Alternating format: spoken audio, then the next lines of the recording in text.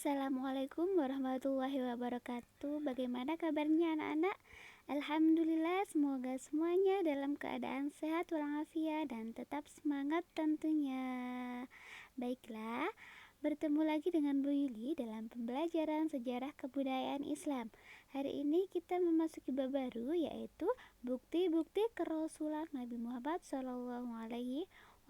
Nah, sebelum kita mempelajari materi pada hari ini, kita berdoa bersama agar apa yang kita pelajari bermanfaat dan barokah. Amin. Baiklah, kita baca doa bersama. Bismillahirrahmanirrahim. Raditu billahi rabba wa bil islami dina wa bi Muhammadin nabiyyan wa rasula wa bil Qur'ani imama. Rabbi israh li sadri wa yassir li amri wahlul 'uqdatam min lisani yafqahu qawli. Rabbi zidni ilma warzuqni fahma. Amin. Nah, baiklah anak-anak, langsung saja kita bahas materi pada hari ini, yaitu bukti kerasulan Nabi Muhammad. Bukti kerasulan Nabi Muhammad ketika peristiwa kelahiran Nabi, ketika masa kanak-kanak Nabi, ketika pengasuhan pamannya, ketika awan menaungi perjalanannya, ketika rahim Khadijah yang berusia 40 tahun menjadi subur, tanda kenabian yang ada di pundaknya, serta kabar para nabi dan kitab-kitab sebelumnya. Nah, ketujuh ini adalah bukti kerasulan Nabi Muhammad. Nah, bukti yang pertama yaitu peristiwa kelahiran Nabi Muhammad SAW.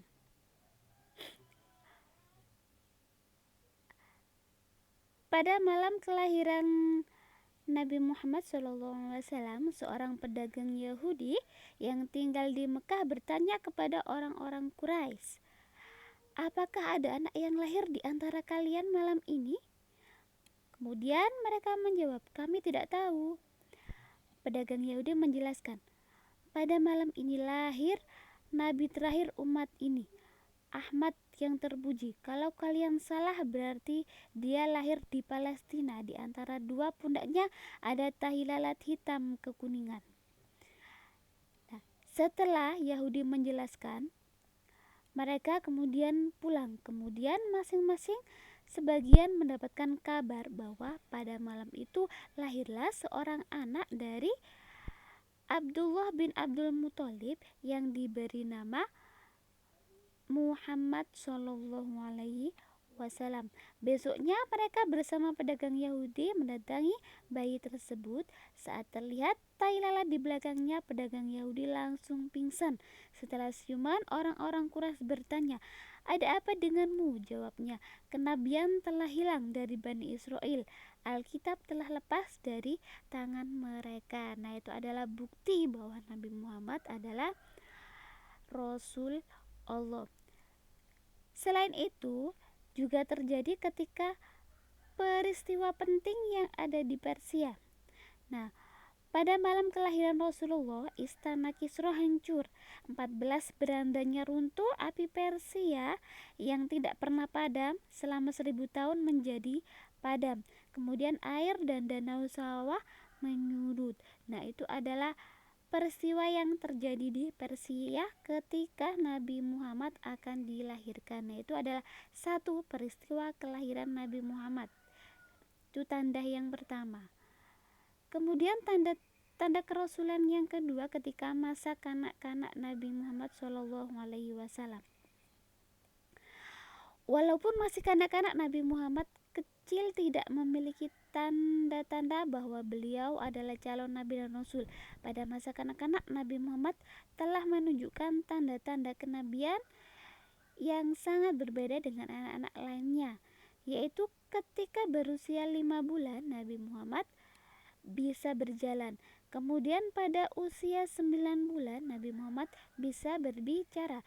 Pada usia 2 tahun Nabi Muhammad dilepas oleh pamannya untuk mengembala kambing. Kemudian Nabi Muhammad dibelah dadanya oleh malaikat Jibril. Nah, pada suatu hari ketika beliau sedang bermain bersama anak-anak lainnya, Nabi Muhammad didatangi seorang malaikat, yaitu malaikat Jibril.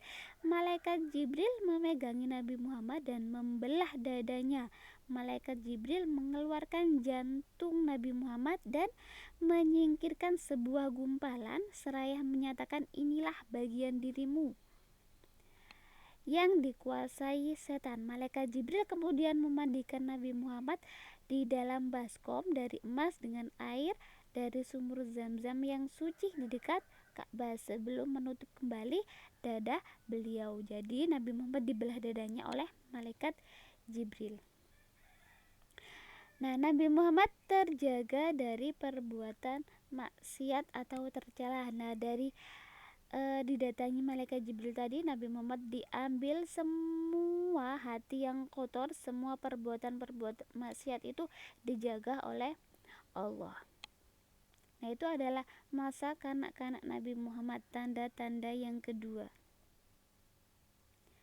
Kemudian tanda-tanda yang ketiga yaitu ketika pengasuhan pamannya.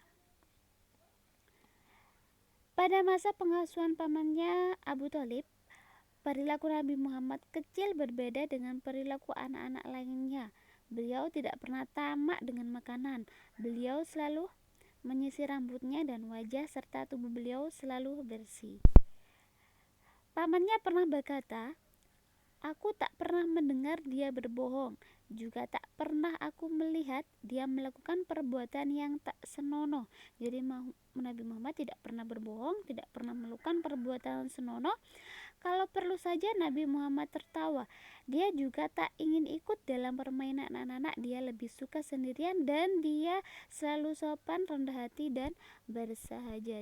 Jadi Nabi Muhammad selalu sopan ketika berbicara, rendah hati dan bersahaja. Nabi Muhammad juga tidak pernah tertawa yang berbahak-bahak. Jika tertawa ya seadanya saja. Itu adalah perbuatan Nabi Muhammad ketika pengasuhan pamannya. Makanya Abu Thalib, paman Nabi, bangga dan selalu senang dan selalu menyayangi Nabi Muhammad SAW. Nah, itu adalah ketiga tanda bukti kerasulan Nabi Muhammad. Nah, bukti kerasulan yang selanjutnya akan Bu Yuli sampaikan pada pertemuan yang selanjutnya. Nah, materi hari ini cukup sampai di sini dulu. Semoga bermanfaat. Bu Yuli akhiri. Wassalamualaikum warahmatullahi wabarakatuh.